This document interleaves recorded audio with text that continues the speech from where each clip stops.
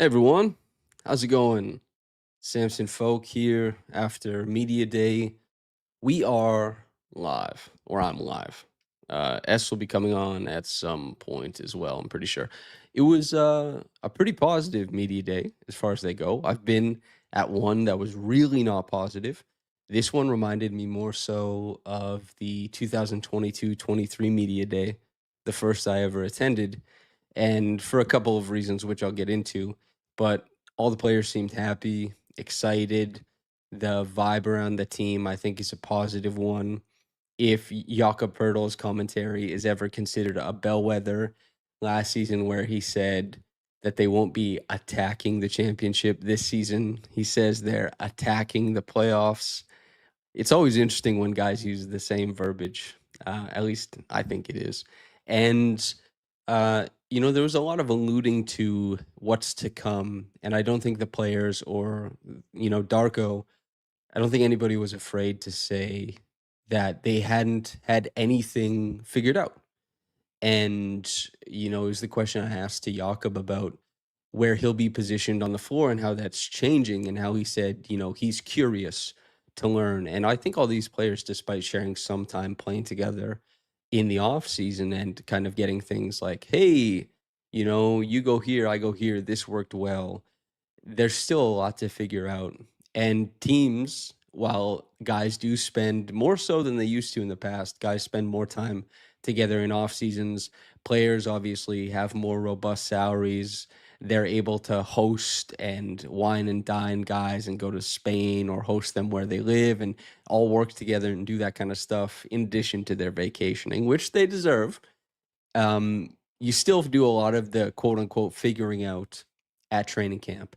And the coaches, they spend their off seasons coming up with whatever they can, concocting all their best ideas, and they bring them to training camp and they start to get their toes wet. And then by, the end of the season, it's a long time away at this point. Everybody is more or less familiar with what everyone's trying to do. There's the theory of what everything is, and then there's the reality of it. And if there's anything, and this isn't even about media day, um, if there's anything about this team that is quite clear, is that the theory of it is somewhat similar, but the talent level is what took a really, really big step up. And I'm excited about that because this is something I covered with Caitlin. It's something that's been present in, all of my coverage of this team, and especially in Darko's tenure, is that I really like the bones of what they're trying to do. I'm just not super high on the talent that is trying to enact these play styles. And, to go first thing, because I wanted to ask, Darko about the trio of CMB and Scotty and Brandon, because I know some people consider the trio to be CMB, or sorry, Scotty, Brandon, and RJ, but I view them as, RJ is a little bit smaller, and obviously Brandon is slimmer, but I do view those big forwards as a very interesting trio, and especially since Darko inherited the team with a very intriguing, SP here says that's a power trio. Uh, Darko inherited, let's say, a power trio in OG, Pascal, and Scotty. And during the back end of that power trio, the Raptors' offensive rating was actually quite strong. They had a run towards the end where they were like the fifth or sixth best offense in the NBA, and a lot of it was dominating mismatches, working a lot of these same size screens, and trying to really carve out space for these big forwards to find room. And that wasn't really how Darko answered the question. He more so put it immediately to Mamu, Sandro Mamukelashvili, for those people who don't know, and how he's going to help facilitate and connect those players together. That was the first question I asked because I was really interested if he would give anything. I'm trying to get, I'm trying, I won't say it's a certain thing at all, but I'm trying to get a one-on-one podcast with Darko before the season starts. That would be really good to get some of the in-depth stuff here. Um, they Mamu being there to facilitate it obviously will be helpful, and Darko paid a lot of attention to that in his answer, which I appreciate and which I think is realistic. siren outside, which I think is realistic. And you need to be able to facilitate what this team is good at, and you need to be able to paper over what they're weak at. And I think a lot of the conversation at this media day was around those two things. You know, your mom says, speak on Liverpool, top of the table, man. Top of the table. I got my kit. I'm ready to take it to Calgary. Um, we're looking at a team that has to paper over a lot of their weaknesses. And to the theory part of it too, like when I was asking IQ about his fitness that he talked about at end of season availabilities this past season, he's also and asking him about the 94 feet. He said, that's something he's going to try to do, but that he knows is going to be really hard work, and that he's going to be looking at the guys like Shed and Jacoby to help him facilitate that, and that this is new for him to pick up that much. And he was a guy who came from New York with a defensive repertoire, yes, but also a guy who his repertoire was mostly in the off-ball defense, getting in the gaps, poking a hand in here, playing the passing lane style of defense. And everybody, and I mean everybody, and their mom walked up to that microphone and mentioned defense. Whether it was RJ addressing his own, whether it was Brandon addressing the team and fitting in, whether it was Scotty highlighting, where he fits and how he thinks the ceiling of the roster can be defensively. Darko saying that, the defense starts with Scotty, which I think is absolutely correct. It's everybody was talking about it. Everybody was talking about it. And it was more so talking about players and skill sets this media day, whereas last season, the media day was catchphrases and catch-alls, the MIG, all that kind of stuff. That's my big first takeaway from this media day. If I can stamp anything on it, is that, and media days are not tangible. We're talking about, relative here. Media day, so much of it is fluff. Like, yeah, they do talk to us, but media day functions mostly as they're taking pictures, they're doing all the fun little things, they're doing these social media clips that are being, recorded right now and will be released 4 months from now or something like that, right? That's a lot of what media day is facilitating. And then it gets everyone together. Then they go and they head to Calgary, and then they'll be going to Vancouver for playing, and then season's underway, But the questions they answer, and it's up to who's asking them, I suppose, can give some insight. And there's less theory in what everyone is saying, I think, than last season. I think that people feel more forthright in asserting that there's going to be playoff aspirations and that there's no question that they have to make the playoffs, which I think is accurate, which is true. Darko also felt more comfortable asserting that. Last season, not a lick, not close. The year before, whether it was Masai, I'll say this is how it broke down. The year before, Scotty and IQ get asked about it right after they sign their big contracts, and they say, we're hunting for the playoffs, we want this, all that kind of stuff. That's like, that is good because you want players to want that. And Scotty also bristled at like an experimentation phrasing, even though it was what Scotty said. He bristled at an experimentation phrasing because he was like, no, we're trying to win. Players should always want to win. Scotty and IQ saying, yeah, we're going to win after signing the big deals, that's a good thing. But Darko immediately, when he was asked, pumped the brakes on that. And Masai and Bobby and those guys, they pumped the brakes all year, all season. When Masai talked about it, he was forecasting years in the future, and obviously he's not he's not around anymore. Darko was there for it this year, and Bobby, pragmatic as he is, as more reserved as he is, was not super like pounding the, hey, we're going to the playoffs, we're doing all this kind of stuff. And that's kind of where we're at. Okay, S is here. Oh, damn, I need my headphones. S, I'm gonna bring you in, and you're gonna talk while I go grab my headphones, and we're gonna answer things. Hopefully you hear me. Okay. Hello. I can't hear you. I have to go get headphones, but you heard my directions. Yes, you're talking. Yes, Can I'm you nod talking. for me? I'm talking. Okay, yes. hell yeah. I agree. Man, to be honest with you, I have no idea what Samson just talked about for the last 10 minutes. Jumping in here, though, hope everybody's doing well. Hope everybody enjoyed Media Day. I think there are a few main takeaways from a pretty quiet Media Day overall for the Toronto Raptors. Everybody is very excited to watch Brandon Ingram play basketball. That includes us here, but also everybody on the team is very excited to watch Brandon Ingram. And I think how he acquiesces to how the Raptors want to play alongside. Hello, I'm back. Are you back? Can you hear me? He can't hear me yet. How he acquiesces to how the Raptors want to play, and also how the rest of the group, the supporting group, kind of works around him, I think was probably the most interesting part about that media day in general, especially what RJ Barrett and Emmanuel Quickley said about, kind of getting easier looks and more opportunities to work off of the ball, how Brandon kind of allows them to do that. I think Scotty, to a certain level, mentioned that as well, but said that he loved his little fadeaway bag. I wasn't sure what you were talking about beforehand, but that was my main takeaway. I was recapping in general. You brought up Brandon. Mm-hmm. Let's dive into Brandon then, because I actually didn't talk much about Brandon.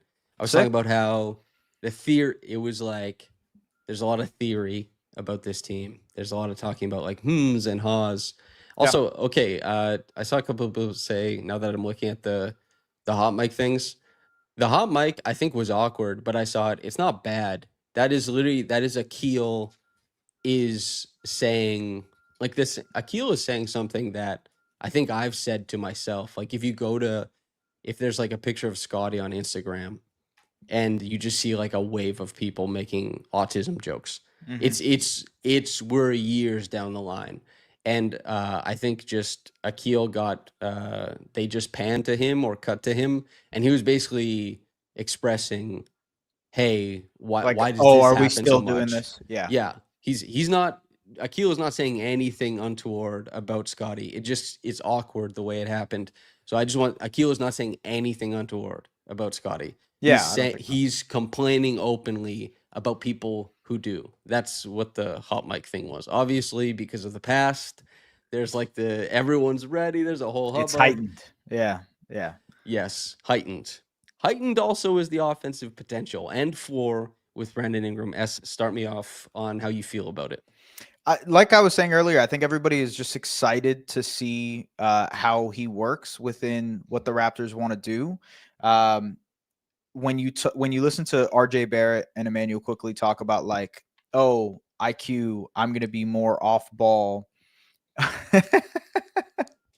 Yeah, he's been working out. You should see his back when he's rock climbing. Oh my days. Yeah. Oh my days. Yeah, it's interesting to see IQ talk about how he's excited to work off of the catch more, and how that was I believe he said this is a role better suited for me, in the sense that I've worked off ball more. Obviously, I can do a lot with the ball in my hands, but I can also work off of the catch. He was specifically referencing like his catch and shoot 3-point shooting. But I am curious to see how much he works off the ball, how much he emphasizes and maximizes his capability off the ball, which to your point and your question to him was like, hey, are you going to be spacing out above the break and trying to like limit transition defense, or kind of get back in transition? Or are you going to move around more often? And are you going to try and kind of create more shots and gravity with that off the catch movement that you have? I'm very curious to see how that looks. I think Brandon Ingram is a huge part of that equation because the ball will be in his hands more frequently. And to the same token, like RJ, how does that fit together? He seemed pretty excited from my perspective of having an easier role this season. I bristled him though. You did bristle. I agree. Yeah.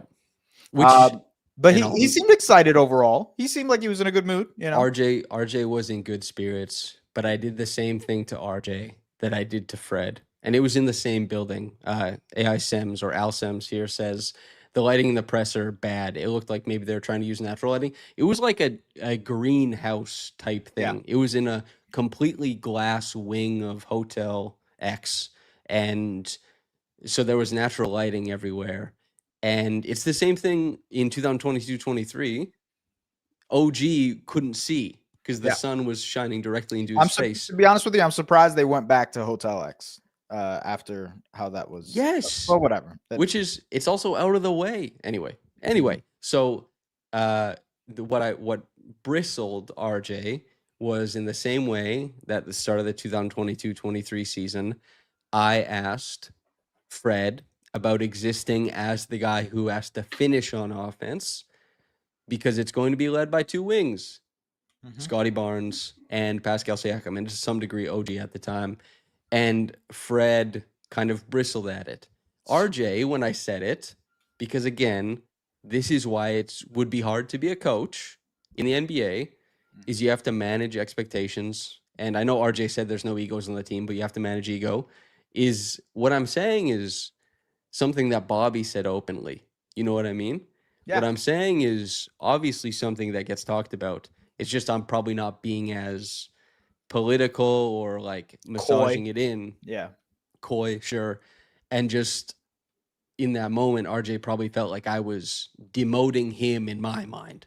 So he was like, took a moment and he's being funny but he's done this to me before. This is like the third time he's bristled at me because you have to like lovely titles a little bit. You got to pour it on. Yeah. But I think he's, even with that said, this is why, and people know me as a pro RJ guy, guys who can do things. RJ can do things.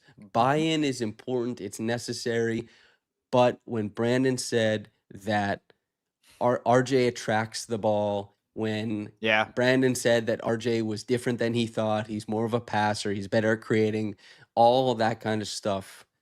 It's true. RJ has made steps. He has been a cutter. He is passable as a catch and shoot three-point guy. And he's right when he says he's not a horrendous defender. He's never been good, but he doesn't tank lineups on defense.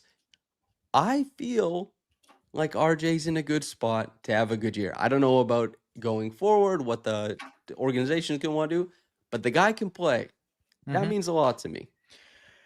Darko's always been a really big fan of RJ too. Like he was the first guy a couple of years ago to say this, I've given him Manu Ginobili tape and I want to see him watch left-handed players and all that. And I think putting the ball in his hands more last year really empowered him to work on his pick and roll playmaking, to get downhill more often. It hurt his efficiency, but I think there is a reciprocal relationship to the fact that his efficiency this season will be better. Therefore, his numbers and overall box score efficiency will look better. And that will help not only his standing in the league, but I think his potential on this team be heightened a little bit more. Just it looks better. That's the simple part of it. Yeah. Everyone thinks you are the player that you are forever.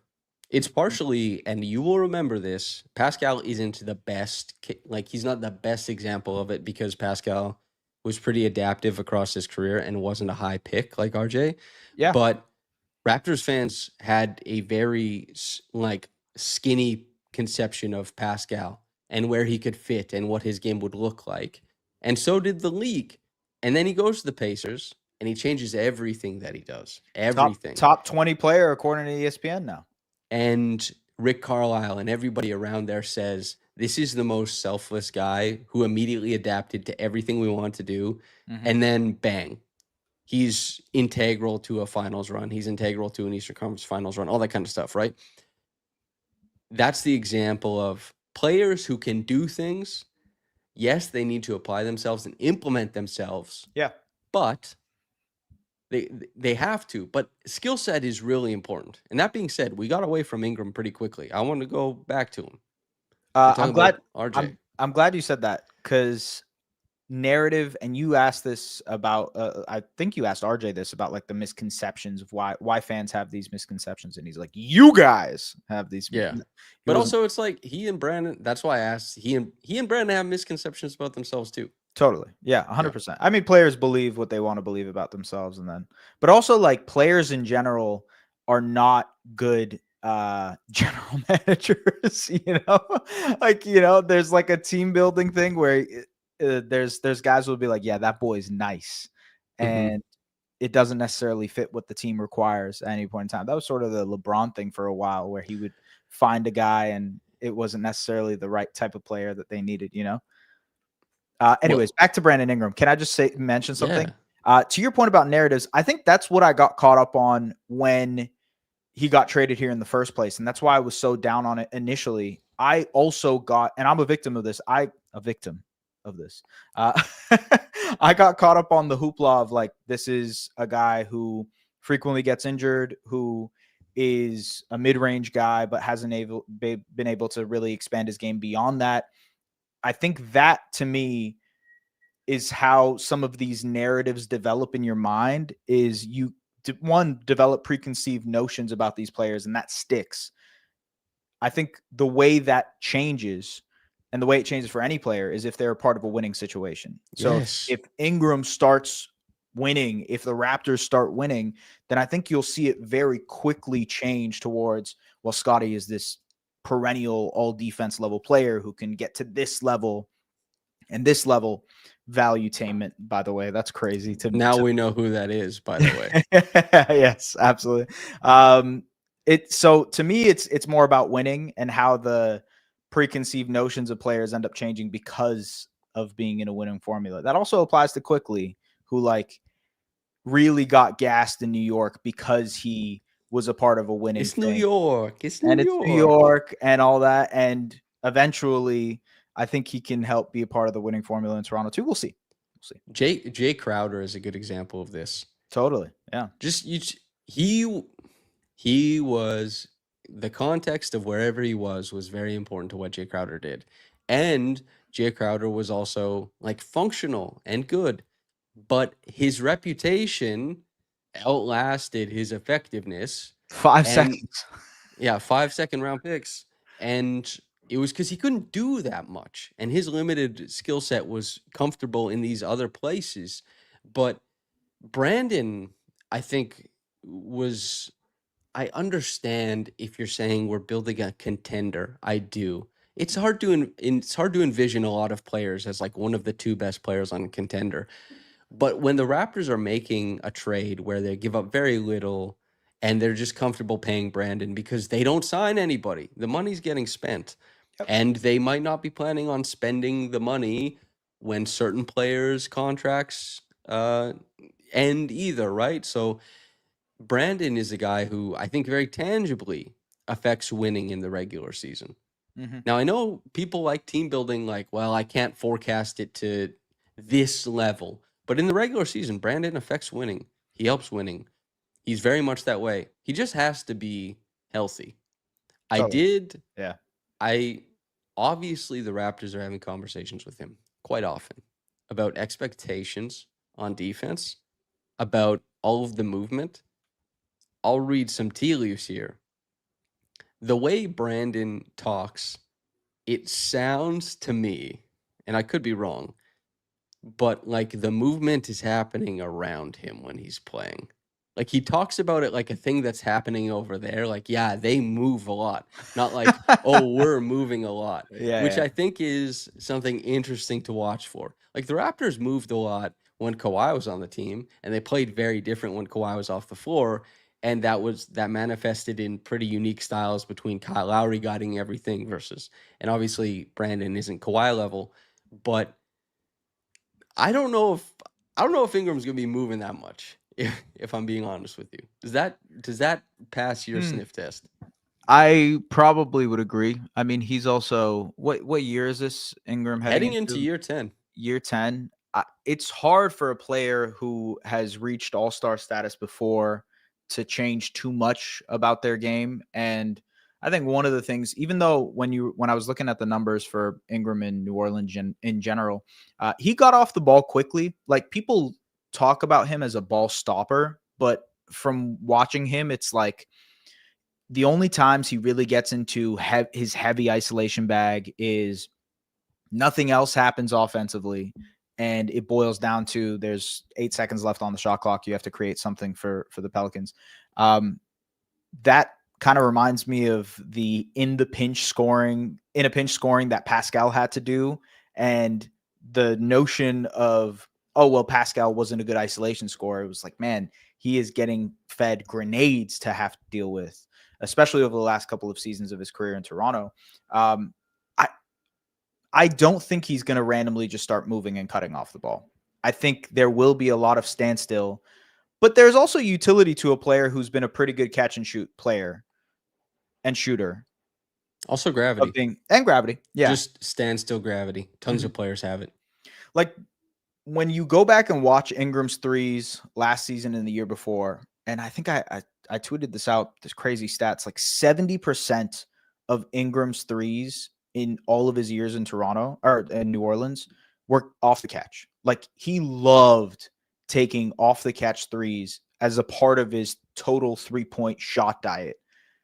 And I like, even if you're not necessarily moving or cutting within the offensive system, if the ball is with Jakob or it's with Scotty in the middle of the floor and you have Brandon at the 45 extended, I think there's a world in which that gravity is there because of how willing he is to shoot that ball off the catch. Like I think that's an underrated element of Brandon's game, is that his off the catch shooting is actually really elite compared to the pull up three shooting. And yeah, I don't know. To your point, I don't think we'll see movement, but I don't know if it'll matter as much because he'll still be able to provide utility as a guy standstill. Yeah. Nesta has this comment that says the BI Yak two-man game will be the most fun part of his game, in my opinion. I think this is really insightful. And also because it was a question I didn't get to ask Yak. But, he's mentioned since he's arrived in Toronto and just over the years, he mentions guys in passing and says, yeah, I feel really good about our synergy. And he does mention that. He thinks of himself as a guy who really facilitates other players' games. You Mm-hmm. can tell in the way he plays, obviously, but very much in the way he talks about it. Said He that about wants to. Quickley today, right? Yes, he did. Yeah. And he said it about Davion. He said it about a bunch Scotty. He said it about a bunch of different players, RJ. And I wanted to be like, have you ever had bad synergy with somebody? Because he's such a good screen setter. He's such a selfless Yeah. guy who's just like, I want to give you room. And then if it doesn't work out, just give me a bounce pass and I'll get you like 5 assists a game. He's a dream to play Yeah. with, I'm sure. But Brandon and Jakob, I think, should be really interesting, especially in how Jakob is able to seal his guys. Totally. It will give Brandon, I think, just heaps and heaps of room to work in the mid range, which he loves to do. But also, as I asked Jakob, he's going to be existing or operating out of different spots. And Brandon is a pretty slick passer to the dunker, which is something that I don't think the Raptors have. Scotty obviously can, but the defense doesn't move in such a way for him. Mm-hmm. And he gets down the lane pretty slow because he's usually bully driving. So rotations come from elsewhere. Brandon, when he takes that step in, that early gather, that dump down to the dunker spot, I expect us to see Jakob scoring a lot of different types of points, and I expect to be Brandon the one who's delivering them. And that's outside of the norm, which is that Brandon is going to have that huge hang dribble coming around the top. He'll have a pocket pass available to him. Yep. Those two guys, I think, should be pretty dynamic. Before we move on from Ingram, what do you think about Ingram and Scotty? There wasn't actually that much talk about it. No, not a lot. I think the most we got was that Ingram, well, Scotty said that like he's excited for the fact to play with a player that has that 3-level scoring ability. Like a guy who can score the ball and alleviate pressure for him. I am curious. Also, RJ likes Ingram. Yeah, totally. I think He respects. It's very clear. a He hooper's respects the hooper. offensive. Yeah. Yeah. Hey. He's a hooper's Hey. hooper. He's appreciated by people like him who The play comics at the basketball back of the frequently. club, Yeah, the the room comics. the room is Yeah, quiet, but the back of the club, they're they're losing it, chuckling. man. Yeah. Yeah, yeah. Knee slaps, Yeah. one of these. I agree with you that there wasn't much of that, but as you were talking and kind of discussing the BI Jakob fit, I kind of was wondering, all right, where does that leave Scotty when they're running a BI and Jakob pick and roll? Because, yeah, okay, you can see Yak rolling to the basket or stopping in the short roll area. BI is so good at getting his defender in jail and also snaking pick and rolls. So like to your point about the Gortat screen, it'll help BI get to the basket more often. Where does Scotty end up being in that situation? Because you would think like dunker, but then it's like that's tight. That's a lot of guys crowded in that spot. Is it corner then? And are you getting respected in the corner enough for that to matter? Is it 45? I don't know. I'm kind of curious to hear your thoughts on that. I expect Scotty to have a lot of triggers from the 45. I Okay. don't expect them, like, obviously, it's the cutting sequence that Caitlin and I talked about. A guy swings from above the break to the corner man slides into the dunker spot. It's meant to punish gap help.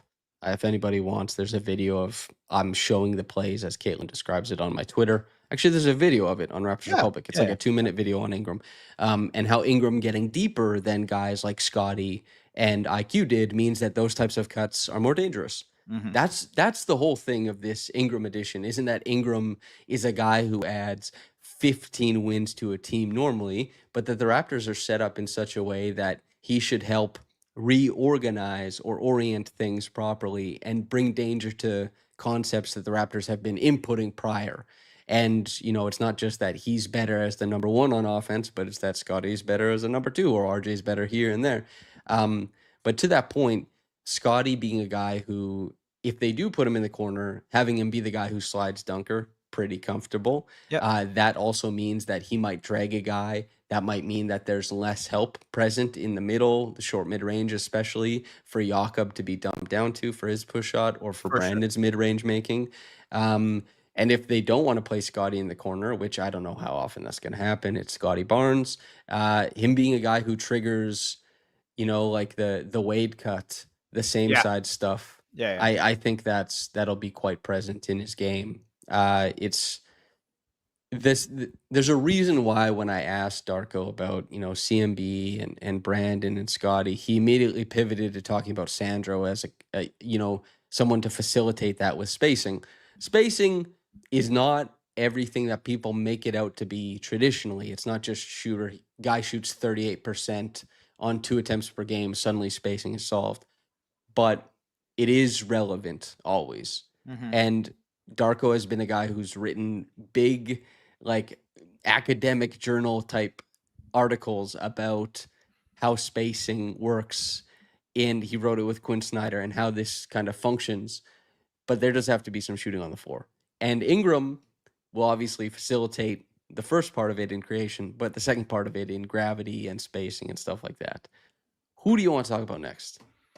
Well, leading into that is like, that's why the job of Emmanuel Quickley in the starting group is really important, because not only is like stretching and kind of spacing the floor above the break, but also in that movement and cutting offense that you mentioned, like finding crevices to maximize and like create openings for other players. Because I mean, people, the way they talk about spacing, it's not just about spacing to the 3-point line, but also diversions, and IQ can really cause a lot of diversions in a similar way to what Grady did for the Raptors offense last year, where so much of the attention off of the ball went to, we are going to run this guy through 2 pin downs and he'll catch and either curl to the basket or try to fling a 3-point shot off of movement. Like, there was so much attention on that defensively that I think you can do something similar with Quick, but that to me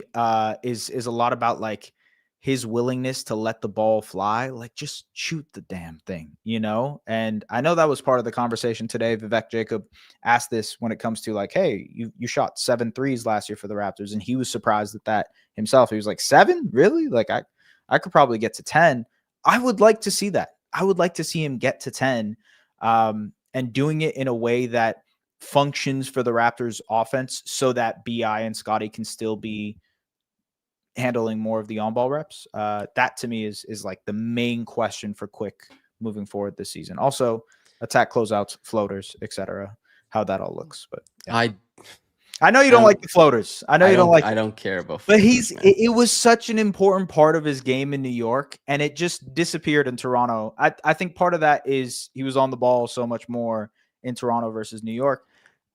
I just want to see him get back to that level of efficiency from that floater area, because I don't believe in him getting to the basket and finishing at the basket frequently. I just don't think that's going to be Well, part of his game. But yeah, if there's one thing I get to choose that he could lose the floater entirely if he's playmaking better.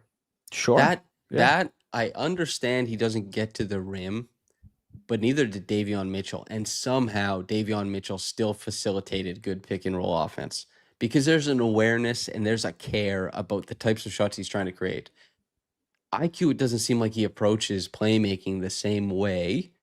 And so constantly like getting downhill, it doesn't always turn out great. And I mean, last year he was about as efficient as he's ever been in his short spurt. It was like what, 58% true shooting. His best years are what, 58, 59.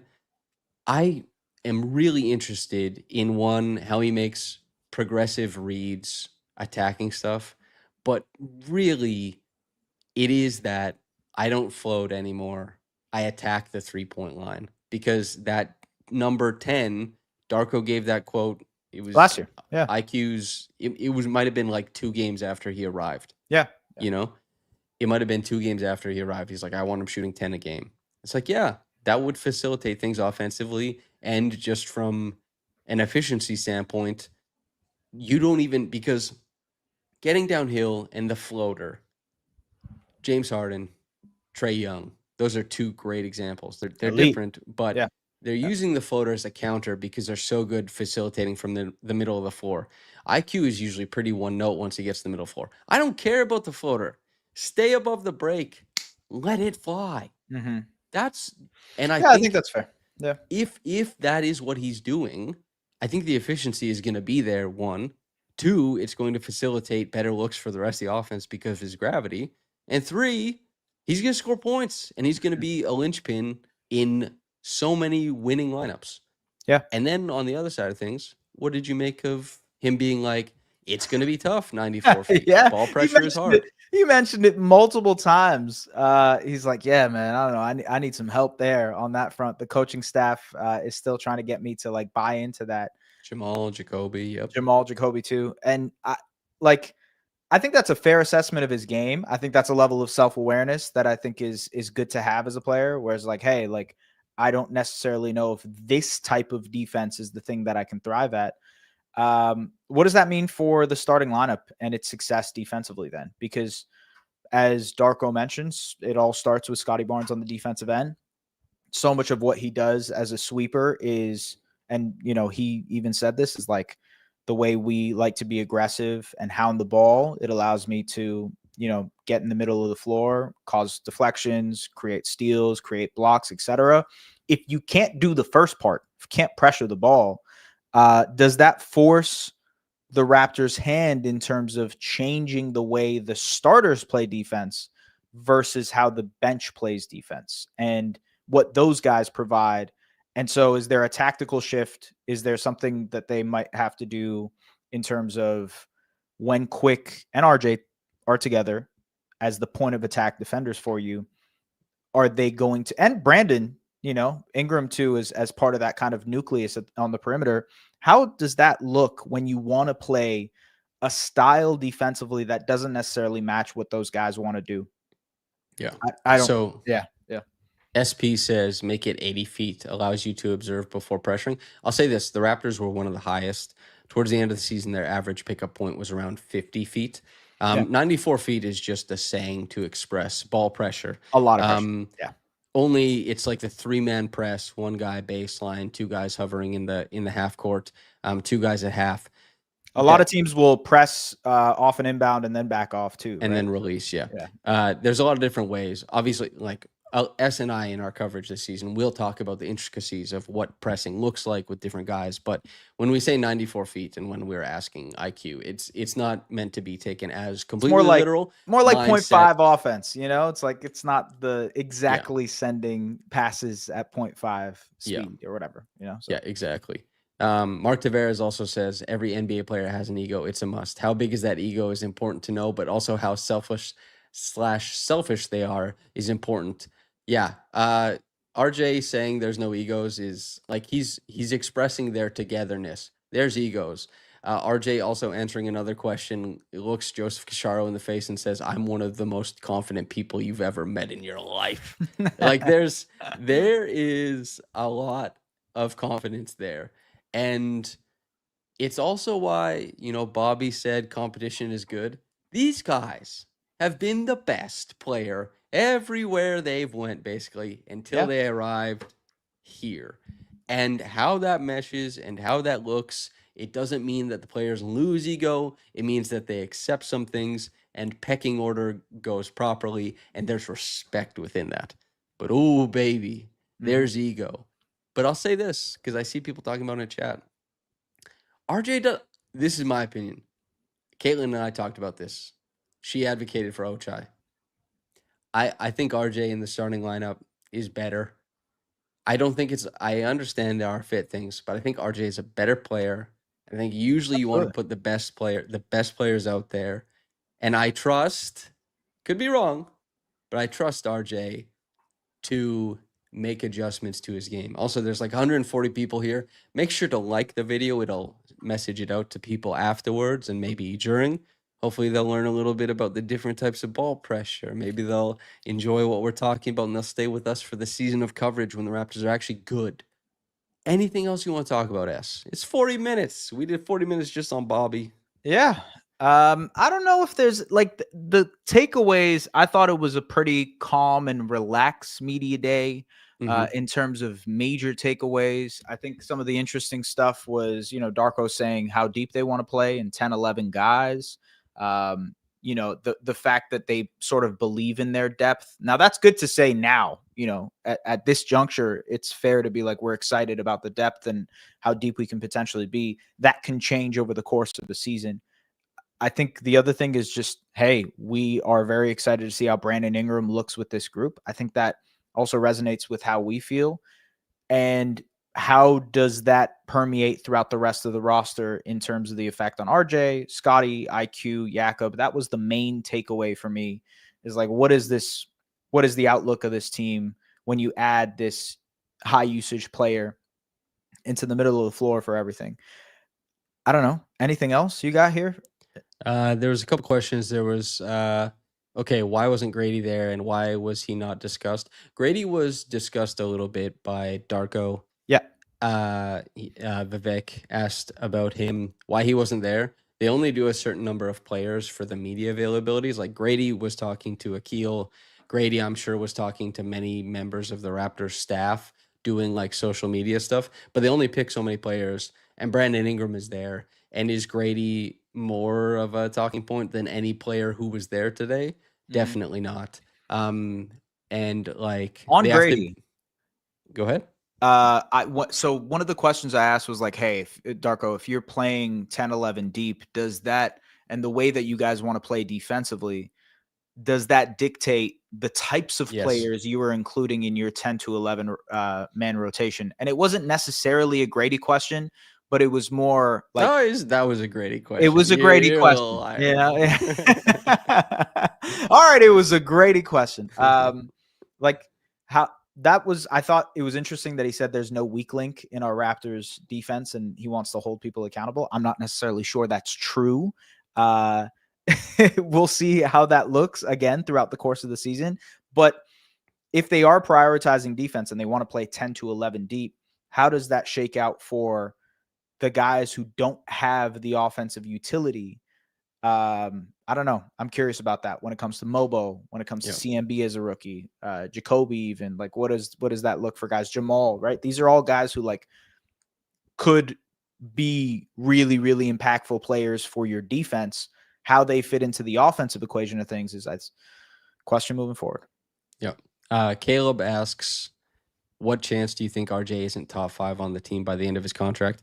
Listen, I've expressed a lot of optimism for RJ, and people still get mad just for entertaining this stuff, but I will reiterate, I don't think that the Raptors are prioritizing him just yet. RJ could have a hell of a year and change the calculus there. Mm-hmm. But as far as him not being a top 5 player on this team by the end of his contract, which ends pretty soon, uh, I think RJ will be top 5 until his contract ends. Now, Yeah. again, Yeah. fit is taken into consideration, all that kind of stuff. Efrath says, I arrived late. Recap your first 30 minutes. No, won't do that. And anything else? Do Richard I look Ano. like Mark Ruffalo? I saw a comment there earlier saying that I look like Uh, Mark Ruffalo. yeah, you could bear a A resemblance. resemblance? Jake Wow. Johnson, Mark Ruffalo, Jake that type Johnson. of deal. You know Jake Johnson is accurate. I know Yeah, you yeah. know Jake that. Johnson is the one I got a lot I in high think school. you're more handsome than Jake Johnson though. Thank you. I don't think you're Appreciate more that. handsome than Mark Ruffalo though. Sorry. No, I disagree with you there on that. You think you're more handsome than Mark Ruffalo? Listen, man, we Have you gotta. seen him when he was like 28? He was a good looking dude. He was a good Jeez. looking dude. Yep, I agree with He's you. handsome, man. Even nowadays with the old man gray, look good. Mark Ruffalo look good. Yep. Yeah, dude. James says, and we'll use this as the last thing. Do you guys feel the presser was more open to questions under Bobby? Masai really controlled the pressers. I'll tell you this much. Masai didn't control any of the pressers. That's Jennifer Quinn, who is the head of PR. And I'll give you the background. Jennifer stands up on the podium and we put our hands up and say, "Hey," and she says, yes, that person communicates to two people on the side of the room with microphones to give us, and she says our names throughout. You could have heard it Yeah. at some point. And I know this happened before, but when I had my back and forth with Masai about Pascal, was it tougher for me to get the microphone the rest of the day? Yes. But I don't, there's no, that's not a for sure thing. And No. also, they want to make sure everyone gets asked questions and they want to move it along. And it's a business day for them. And as I said before, media day, yes, they answer media's questions and a lot of the hubbub is around that. But for the teams care about getting pictures of them in their jerseys, doing their social clips for their own Twitter accounts and Instagram accounts and all that kind of stuff. And JQ, I thought, did an excellent job today. Yeah, of course. Yeah. Yep. I actually don't envy the PR people who, I mean, honestly, the whole PR team, because it's tough to have to like try to facilitate for everybody. So that's a really, really tough job to do. On top of that, in terms of like the difference in the pressers from Bobby and Masai, there was more of a through line in terms of the thinking today. Everybody was sort of on the same page, reiterating the same things. We're excited. We want to play defense, et cetera, et cetera. I think that doesn't necessarily mean it's a front office thing or a push to kind of mention these certain things. It's more about the structure and confidence of the team in general, because over the last couple of seasons under Masai, there's been so much turmoil of, is Pascal going to get traded? Is OG going to get traded? Who is this new coach you're hiring, et cetera, et cetera. There have been so many overarching questions about the team that media day answers tend to be a little bit different player to player. Now there is a concise vision, and I think that you can see that kind of through line for all the players. There's more alignment there with expectations for everybody. I don't think that's a GM difference between Bobby and Masai. I just think that's where the state of the team is at, and kind of like the through line there. But yeah. Yeah. And also, I don't think there was any difference in the function. Like between what Bobby says Yeah. and my Yeah. side says, there was a difference. But as far as like how the Raptors functioned with these pressers, It's exactly the same. Yeah. yeah. And I think Caleb asked who the photographer is. Saxon. I don't know if Saxon does all of the photography.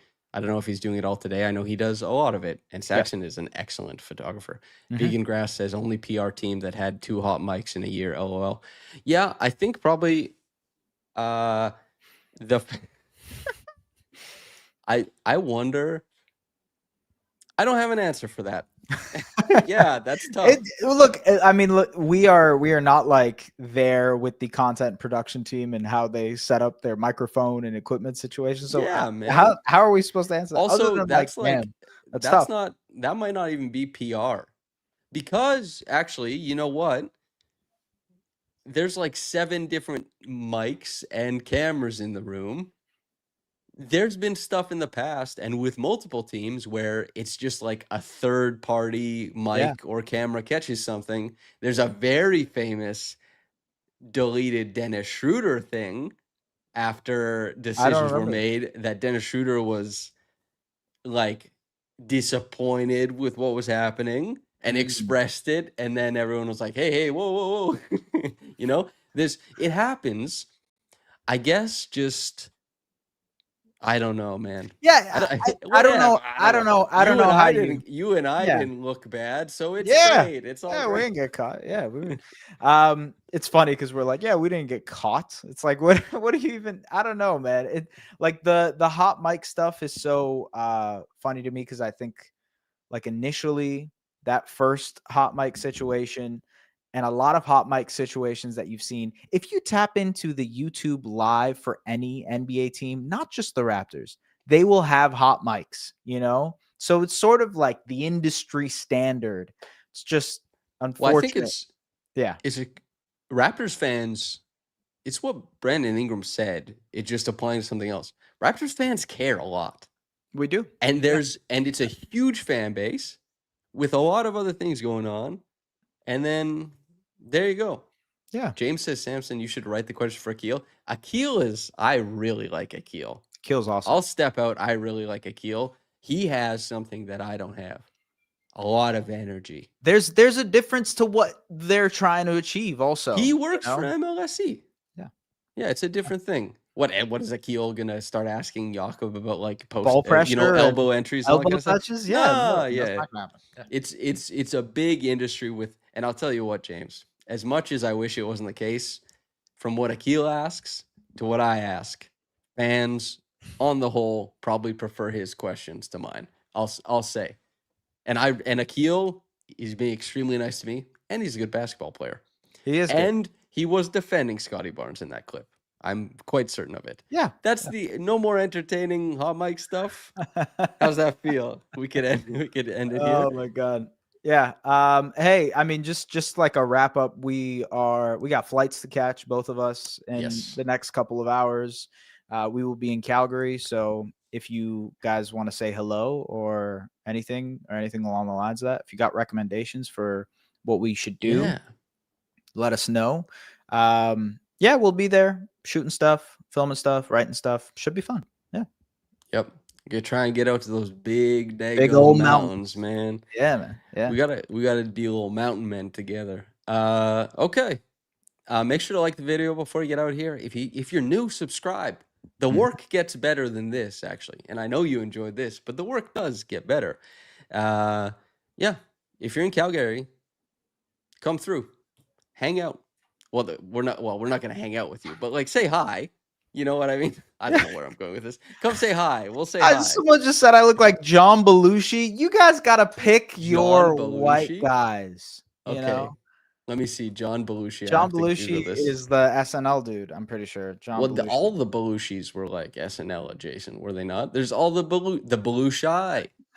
They say you look like this? That's kind of disrespectful, honestly. Oh, he's the soul brother.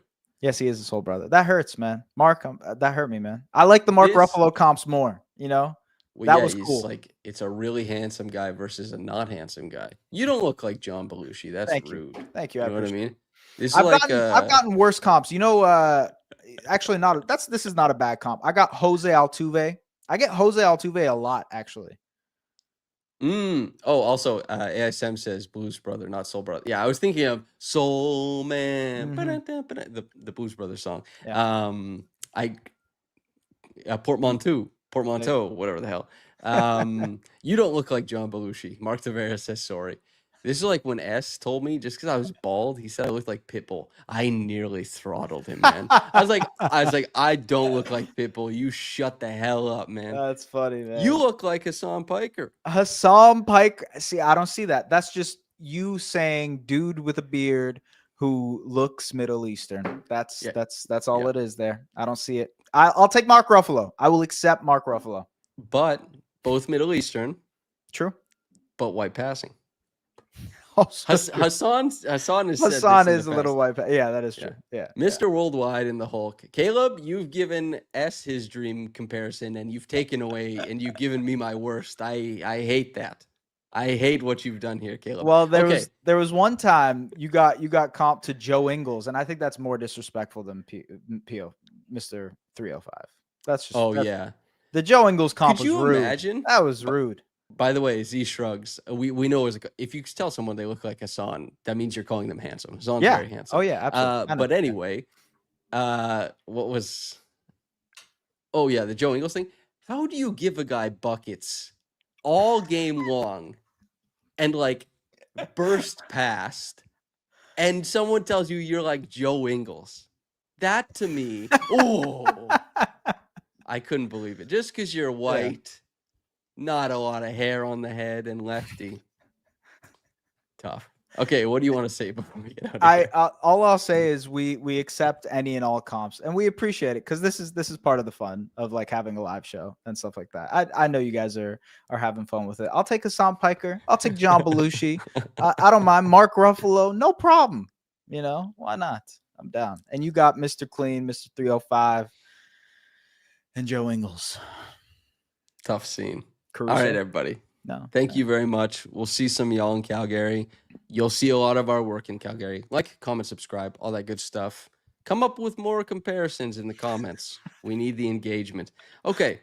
Thank you, everybody, for tuning in. From myself and S, have a blessed day and goodbye.